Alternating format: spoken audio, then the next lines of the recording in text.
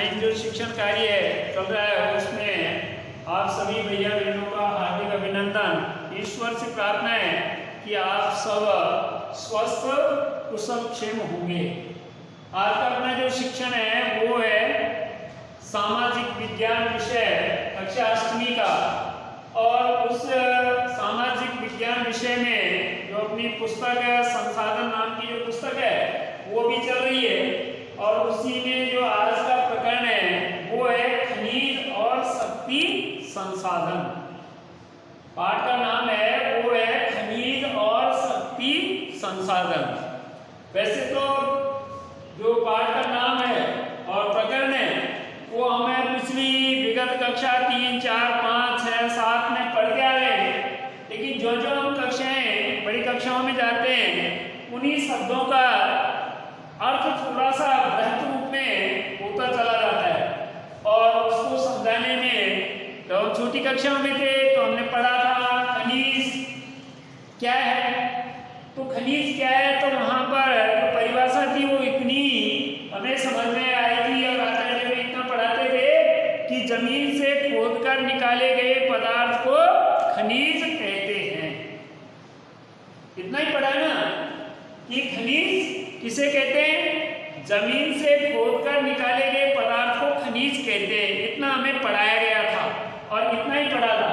अब वही खनिज शब्द जो है उसकी जो परिभाषा है उसको समझाने की दृष्टि से जो जो बड़ी कक्षाओं में जाएंगे वही बिंदु थोड़ा सा स्पष्ट करने के लिए उसका रूप बदल जाता है, बृहत रूप में समझाया जाता है। तो वही आज खनिज है उसकी परिभाषा जो आज हमारे सामने है वो है प्राकृतिक रूप से। खनिज जमीन से खोदकर निकाला तो खनिज प्राकृतिक रूप से प्राप्त होने वाला खनिज क्या है, प्राकृतिक रूप से। मैंने बताया ना प्राकृतिक और अप्राकृतिक यानी कि मानव निर्मित, दो बातें हम पहले पढ़ते आ रहे हैं। यहाँ स्पष्ट है कि क्या है, पहली बात हमें ध्यान करने की है कि प्राकृतिक रूप से प्राप्त होने वाला पदार्थ। ये जो पदार्थ शब्द है जो बार बार बहुत सारे शब्द आ रहे हैं इन पर, मैं इसीलिए आपको बहुत ध्यान केंद्रित करना चाह रहा हूँ कि हमको ये शब्द ही हमारे इस पुस्तक में काम आने वाले हैं। इसी शब्दों के द्वारा ये सारा आगे बताया जा रहा है। प्राकृतिक रूप से प्राप्त होने वाला पदार्थ जिसका निश्चित रासायनिक संगठन हो वह एक खनिज है। अब तक क्या पढ़ाया था, जमीन से खोदकर निकाला गया पदार्थ खनिज कहलाता है।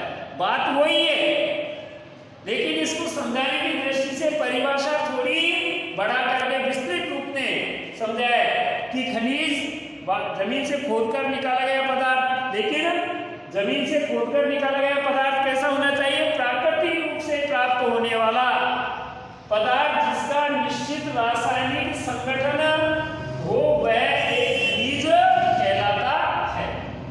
समझ में आ गई मेरी बात? एक बार फिर ध्यान से देख लीजिए, व्हाट इज खनिज। खनिज क्या है, प्राकृतिक रूप से प्राप्त होने वाला पदार्थ जिसका निश्चित रासायनिक संगठन हो वह एक खनिज है।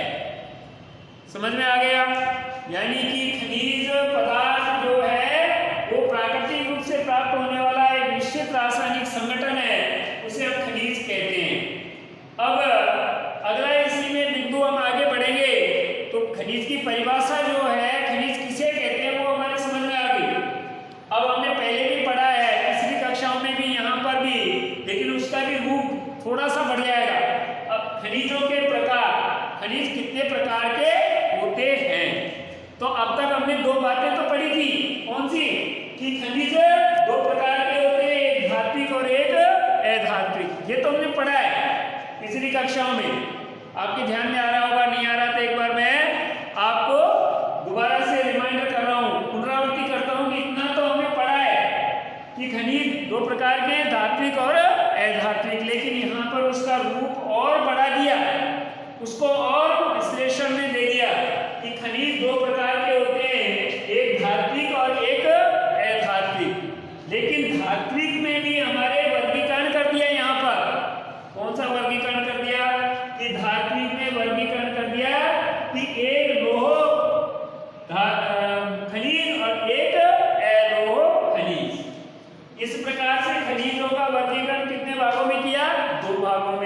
पहला धात्विक खनिज, दूसरा अधात्विक खनिज। धात्विक खनिज को कितने भागों में बांट दिया? वो दो भागों में बांट दिया, एक लोह और एक अलोह। अब हमें यहाँ समझना ये पड़ेगा कि धात्विक और अधात्विक का मतलब क्या है, पहले तो यही समझेंगे। यदि हम धात्विक और अधात्विक की परिभाषा यदि पढ़ेंगे तो खनिजों में धातु कच्चे रूप में होती है, धातु कठोर पदार्थ। तो विशेषण ये आपके इसमें लिखा हुआ है, ऐसे पदार्थ जो धातु के रूप में प्राप्त होते हैं। धात्विक खनिज कौन से कहलाएंगे? जो हमें धातु के रूप में प्राप्त होते हैं, वो धात्विक खनिज कहलाते हैं। ये तो आपने यहाँ पर इस पुस्तक में आपको दिया हुआ है और आपने पढ़ लिया होगा कि खनिज जो है वो धातु के रूप में प्राप्त होता है, वो धात्विक खनिज कहलाता है। जो धातु के रूप में प्राप्त नहीं होता वो अधात्विक कहलाता है। अब धात्विक में लोह, इसमें क्या आएगा? खनिजों जैसे लोह एस्क, मैग्नीज और क्रोमाइट में लोहा एस्क, है ना? ऐसे पदार्थ जिनमें क्या होता है, खनिजों में धातु कच्चे रूप में होते हैं, धात्विक कठोर पदार्थ है जो ऊष्मा और विद्युत को संचालित करती है, जिसमें द्वितीय चमक का विश्लेषण होता है। लोह एस्क, बॉक्साइट, मैग्नीज, एस्क, ये सारे के सारे धात्विक खनिज में आएंगे। और लोह का मैंने आपको समझाया ना, जिनमें लोह पदार्थ होता है वो, और उनमें जो लोह में है वो है एस्क, मैग्नीज और क्रोमाइट। उसी प्रकार से एलोह, है ना, जिनमें लोहा नहीं होता। एलोह नाम से ही अपने आप स्पष्ट हो रहा है। एलोह खनिज, ऐसे खनिज जिनमें लोहा नहीं होता, वो खनिज क्या कहलाएंगे?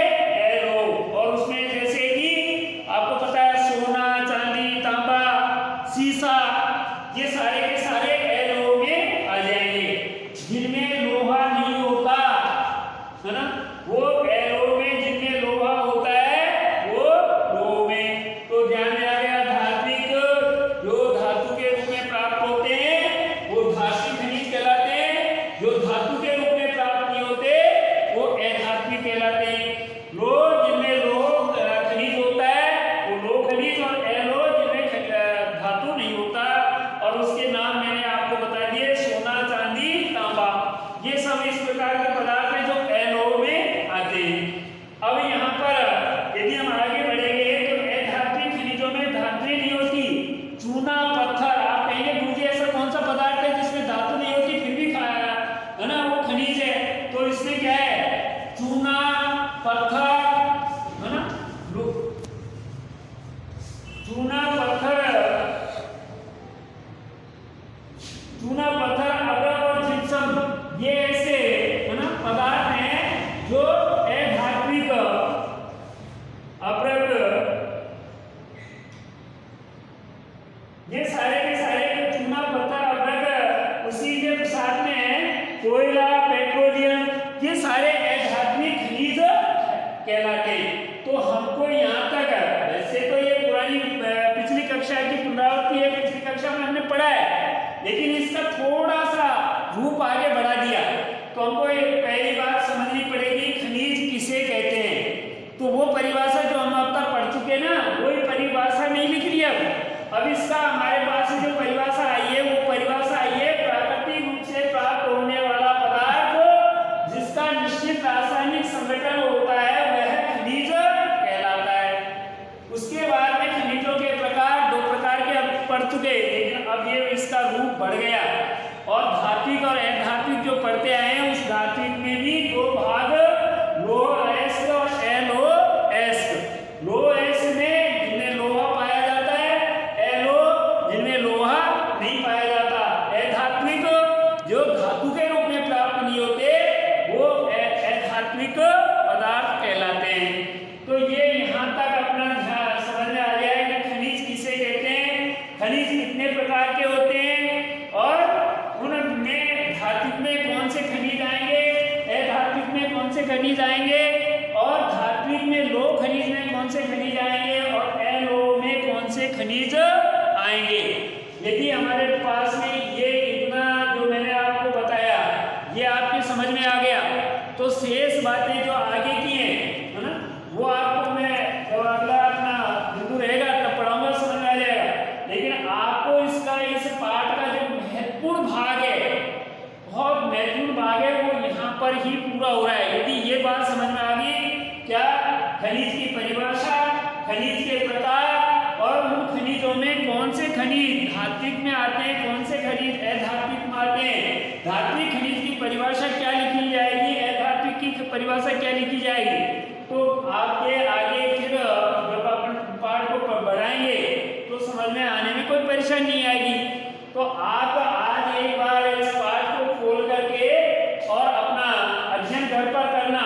और मैंने आपको पहले भी आग्रह निवेदन किया है कि अपने पाठ को पढ़ते समय अपने पास एक उत्तर पुस्तिका अवश्य रखें। और जैसे मैं आपको पढ़ा रहा हूँ या समझा रहा हूँ, जो भी आप माने, तो मैं आपको प्रत्येक बात को एक एक बिंदु को बार बार रिपीट कर रहा हूँ ना, तो आप पढ़ते समय छोटे छोटे प्रश्न, अब इसमें कितने सारे प्रश्न बन गए।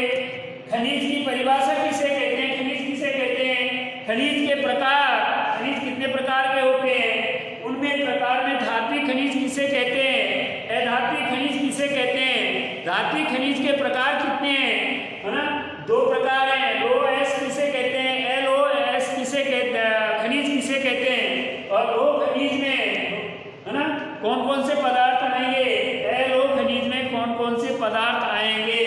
मैं समझता हूँ इतने से यहाँ तक के भाग में आपके पास 25-30 प्रश्न आपकी उत्तर पुस्तिका में बन गए।